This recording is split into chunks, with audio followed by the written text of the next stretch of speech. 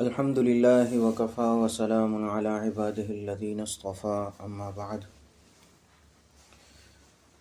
محض توفیق الہی سے آج سورۃ الفاتحہ کا ترجمہ و مختصر سی تفسیر عرض کروں گا۔ اس سے پہلے سورہ فاتحہ کا ایک مختصر سا تعارف وہ یہ ہے کہ اللہ تعالیٰ نے قرآن پاک میں سب سے پہلی سورت جو مکمل سورت اتاری وہ سورہ فاتحہ ہی ہے، اور قرآن پاک کی موجودہ جو ترتیب ہے اس میں بھی سب سے پہلی سورت سورہ فاتحہ ہی ہے، یعنی نزول کے اعتبار سے بھی جو مکمل سورت نازل ہوئی وہ سورہ فاتحہ ہے، اور ترتیب میں بھی اس وقت سب سے پہلی سورت سورہ فاتحہ ہے۔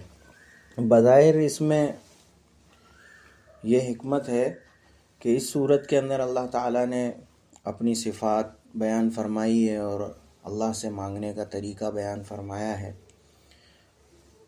تو اس میں اللہ تعالیٰ کی صفات جو خالق و مالک رب العالمین رحمان رحیم، ان صفات کا اعتراف کرتے ہوئے اس کا شکر ادا کرے تاکہ بندہ، اور ایک جو حق کے طلبگار جو ہوتا ہے ایک بندہ، جب اللہ کے لیے فرمایا ہدی للمتقین کہ یہ قرآن پاک متقین کے لیے ہدایت ہے، یعنی طلب حق ہوگی تو اس کو ہدایت حاصل ہوگی۔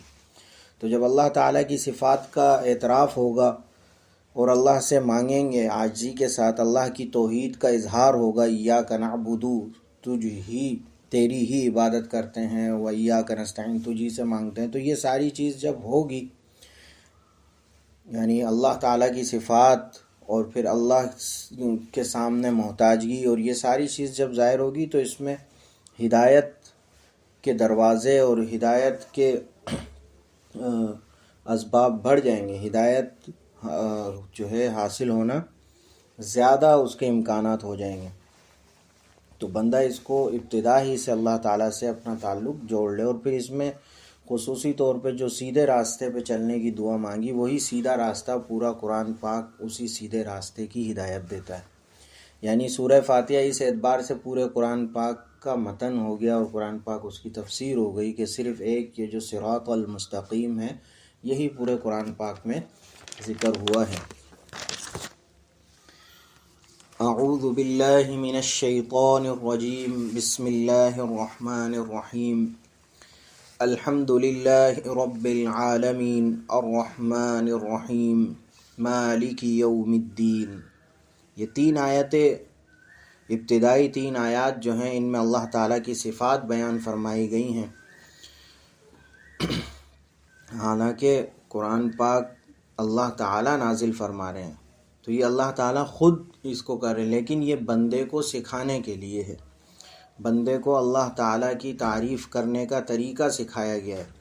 تو اس میں اللہ تعالیٰ کی بنیادی صفات میں سے رب العالمین جو تمام عالموں کا پروردگار ہے، پالنے والا ہے، رحمان ہے، رحیم ہے، اور ایک صفت بیان فرمائے خصوصی طور پر، حالانکہ وہ مطلق مالک ہے، ہر دن کا مالک ہے، ہر وقت کا مالک ہے، ہر زمانے کا مالک ہے، ہر مکان ہر جگہ کا مالک ہے، لیکن یہاں پر خصوصی فرمایا مالکی یوم الدین، یوم جزا کا مالک۔ یوم جزا کا مالک کا مطلب کیا ہے کہ اس دن کسی کو عارضی ملکیت بھی حاصل نہیں ہوگی، مکمل ملکیت اللہ تعالیٰ کے پاس ہوگی۔ اسی طرح رحمان اور رحیم میں بھی علماء کرام فرماتے ہیں کہ دو صفات ہیں، دونوں رحمت کے مادے سے،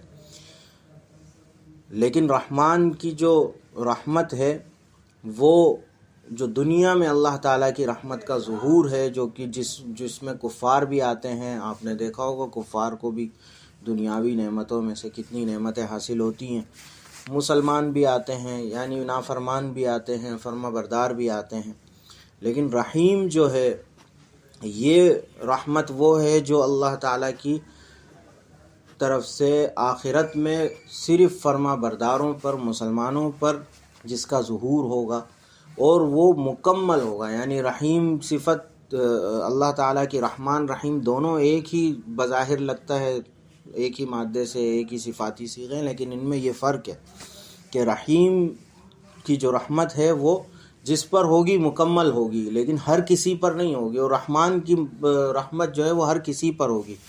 بہرحال ابتدا سے اس کا ترجمہ کرتے ہیں اور اردو کے ساتھ جوڑ جوڑ کے کرتے ہیں تاکہ اردو میں ہم جو ہے اس کو جو ہے اس کی مناسبت ہو جائے عربی الفاظ سے ہماری، تاکہ ہمیں ترجمہ یاد رہ سکے۔ الحمدللہ رب العالمین، تمام تر تعریف، یہاں پہ الف لام جو استغراق کے لیے آیا ہے، یہ ایسے ہوتا ہے حمد، حمد کا مطلب تو ہے تعریف، کوئی بھی تعریف، لیکن الحمد یہاں پہ جو آیا تو فرمایا تمام تر تعریف، جتنی بھی جس قسم کی تعریفیں ہو رہی ہیں، جہاں ہو رہی، جیسے ہو رہی، دراصل وہ اللہ کے لیے ہے، دراصل وہ تعریف کس کی ہے؟ اللہ کی ہے، رب العالمین، کیونکہ وہی تمام عالموں کا پروردگار ہے، پالنے والا ہے۔ تو جو اصل خالق و مالک ہے، پروردگار ہے، تو تعریف تو اصل اسی کی ہوتی ہے نا۔ کوئی اگر ہونڈا کمپنی کی موٹر سائیکل کی تعریف کر رہا ہے، کیا موٹر سائیکل ہے، تو وہ دراصل اس کمپنی کی تعریف ہے، بنانے والے کی تعریف ہے۔ تو اسی طرح سے کوئی بھی تعریف ہے تو وہ اللہ کی تعریف۔ الحمد، حمد کا لفظ بھی ہمارے پاس اردو میں استعمال ہوتا ہے، للہ، اللہ کے لیے، یہ لفظ بھی ہمارے پاس اردو میں استعمال ہوتا ہے۔ ہم کہتے ہیں کہ للہ فی اللہ یہ کام ہو رہا ہے، اللہ کے لیے ہو رہا ہے۔ رب کا لفظ بھی اردو میں استعمال ہوتا ہے، پروردگار، پالنے والا۔ عالمین، عالم کی جمع، عالم بھی ہمارے پاس اردو میں استعمال ہوتا ہے، جہان کو کہتے ہیں، دنیا کو کہتے ہیں، عالم دنیا، عالم برزخ، تو یہ عالم ایک جہاں، اور تمام عالموں کا پروردگار ہے اللہ تعالیٰ۔ تو بہرحال اس ترجمے کو اس طرح اگر غور سے ہم اسی طرح نوٹ کرتے چلے جائیں، انشاءاللہ کافی سارے ترجمے ہمارے اس میں ہمیں یاد ہو جائیں گے۔ الحمدللہ رب العالمین، الرحمن الرحیم، جو سب پر مہربان ہے، بہت مہربان ہے۔ اب اتنا آپ نے یاد رکھنا ہے کہ رحمان یہ رحمت سے ہے، رحیم بھی رحمت سے، تو یعنی مہربان ہے، اس کے اندر آپ نے دونوں کا ترجمہ بنیادی طور پہ آپ کو یہ بات سمجھ آ رہی ہو کہ یہاں پہ مادہ رحمت کی بات ہو رہی ہے، یعنی ترجمہ یاد کرنے کے لیے یہ عوام الناس کے اعتبار سے جو یہ بات بتا رہا ہوں۔ مالکی یوم الدین، مالک اردو میں بھی استعمال ہوتا ہے ہمارے پاس، یوم جزا کا مالک ہے، یعنی یوم جزا، روز جزا جو ہے، جس دن جزا یعنی بدلے اور اللہ کی طرف سے سزا و جزا کا حساب کتاب ہوگا، اس دن کا مالک ہے اللہ۔ تو مالک، یوم کا لفظ بھی اردو میں استعمال ہوتا ہے ہمارے پاس۔ الدین یہاں پہ جو ترجمہ ہو رہا ہے یوم جزا، یہ عمومی طور پہ ہمارے پاس استعمال نہیں ہوتا، لیکن مطلب اس کا جو ہے وہ یہاں پر جزا سے مراد لیا، یعنی یوم جزا کا مالک ہے۔ یہ میں نے پہلے ہی عرض کر دیا کہ مالک تو وہ ہر دن ہر وقت ہے، لیکن وہاں پہ عارضی ملکیت ہے۔ دنیا میں تو میں کہتا ہوں فلانے مکان کا میں مالک ہوں، فلانی چیز کا میں مالک ہوں، دنیا میں عارضی ملکیت ہے اللہ تعالیٰ نے دی ہوئی ہیں، اگرچہ یہ بھی مستقل ملکیت نہیں ہے، موت کے ساتھ سب ملکیت ختم ہو جاتی ہے، لیکن اس دن یہ عارضی ملکیت بھی کسی کی نہیں ہوگی۔ یہاں تک تو یہ صفات تھیں۔ اس کے بعد فرمایا ایاک نعبد و ایاک نستعین، تیری ہی عبادت کرتے ہیں ہم، تیری ہی عبادت کرتے ہیں۔ ایاک تیری، نعبد یہ بھی عبادت سے ہے نا، عین با دال، عبد جیسے بندہ ہوتا ہے، بندہ بندگی کرتا ہے، تو ایاک نعبد تیری ہی عبادت کرتے ہیں ہم کا ترجمہ ہے نون کی وجہ سے آ رہا ہے، جو نعبد میں نون لگا ہے، ہم تیری ہی عبادت کرتے ہیں۔ وَإِيَّاكَ نَسْتَعِينُ، اور تجھ ہی سے مدد طلب کرتے ہیں۔ اور واو کا ترجمہ کیا ہے؟ اور، اردو میں بھی استعمال ہوتا ہے ایاک، تجھ ہی سے۔ نستعین، یہاں بھی نون جو ہے ابتدا میں یہ ہے ہم، استعین، استعانت، اعانت اردو میں بھی استعمال ہوتا ہے نا، کہتے ہیں اس کی اعانت کر دیں، مدد کر دیں، استعانت یعنی کسی سے مدد طلب کرنا۔ سین جو یہاں پہ آ رہا ہے یہ طلب کے معنی میں آتا ہے۔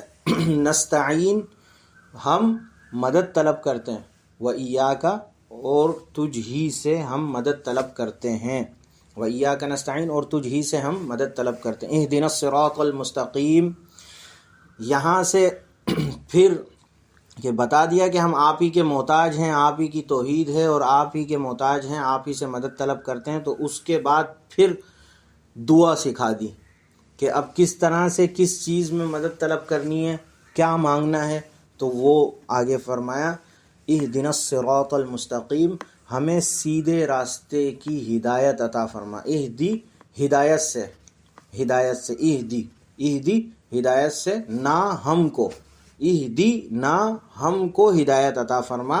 کس چیز کی؟ الصراط، صراط راستے کو کہتے ہیں، اردو میں بھی ہم کہتے ہیں پل صراط اور اس طرح سے.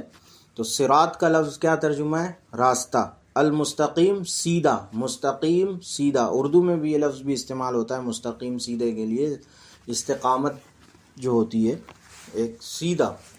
اہدنا الصراط المستقیم، سیدھے راستے کی ہدایت عطا فرما. نہ، یہ جو اہدی میں نہ ہے اس کا ترجمہ کیا؟ ہمیں. اہدنا الصراط المستقیم صراط الذین انعمت. اچھا، اس کے بعد یہ سیدھا راستہ کیا ہے اس کی تشریح فرمائی مختصر سی، کہ سیدھا راستہ کیا ہے. فرمایا کہ صراط الذین انعمت علیہم، سیدھا راستہ وہ ان لوگوں کا راستہ جن پر آپ نے انعام فرمایا. صراط راستہ، الذین ان لوگوں کا جن پر انعمت، انعام انعام سے نا، انعم انعام سے، انعم تا کا مطلب آپ نے، انعمتا آپ نے انعام فرمایا، علیہم ان پر، یعنی ان کے راستے پر جن پر آپ نے انعام فرمایا. غیر المغضوبی، نہ کہ مغضوب یعنی جن پر غضب نازل ہوا، نہ کہ ان لوگوں کے راستے پر. غیر کا لفظ اردو میں بھی استعمال ہوتا ہے نہ کے ترجمے میں، غیر یعنی اس کے علاوہ کے ترجمے میں، یعنی مغضوب جن پر غضب نازل ہوا. مغضوب علیہم جن پر غضب نازل ہوا. غضب سے مغضوب ہے، جیسے قتل سے مقتول ہوتا ہے جس کو قتل کیا گیا، قاتل وہ جو قتل کرے، مغضوب وہ جس پر غضب ہو. علیہم کا ترجمہ اس کے علیہم، اعلی یہ حرف جر اس کے ساتھ مل کے آتا ہے، تو ان پر نازل ہوا، جن پر غضب نازل ہوا ان کے راستے سے، یعنی ان کے راستے پر نہ چلانا. ولا الضالین، اور نہ ان کے راستے پر جو بھٹکے ہوئے ہیں، گمراہ ہیں. ضال ضلالت گمراہی، یہ اردو میں بھی آتا ہے نا، یہ وہی لفظ ہے کہ گمراہوں کے راستے پر، بھٹکے ہوئے لوگوں کے راستے پر بھی نہ چلانا، یعنی ان دونوں کے راستے پر نہیں چلانا بلکہ ان کے راستے پر چلانا جن پر آپ نے انعام فرمایا. ان دونوں سے مراد مغضوب علیہم جو قرآن پاک میں آگے جگہ جگہ آئے گا انشاءاللہ، تو اس سے مراد یہودی ہیں، اور ضالین سے مراد نصرانی ہیں، نصرانی کرسچن جو ہیں وہ ہیں. اور انعمت علیہم یہ قرآن پاک میں دوسری جگہ اس کی تشریح تفصیل میں فرمایا کہ من النبیین والصدیقین، نبیین ہیں، صدیقین ہیں، شہداء ہیں اور صالحین ہیں. ان کا راستہ جو ہے وہ ہے انعام یافتہ لوگوں کا راستہ. اللہ تعالیٰ ہمیں عمل کی توفیق عطا فرمائے.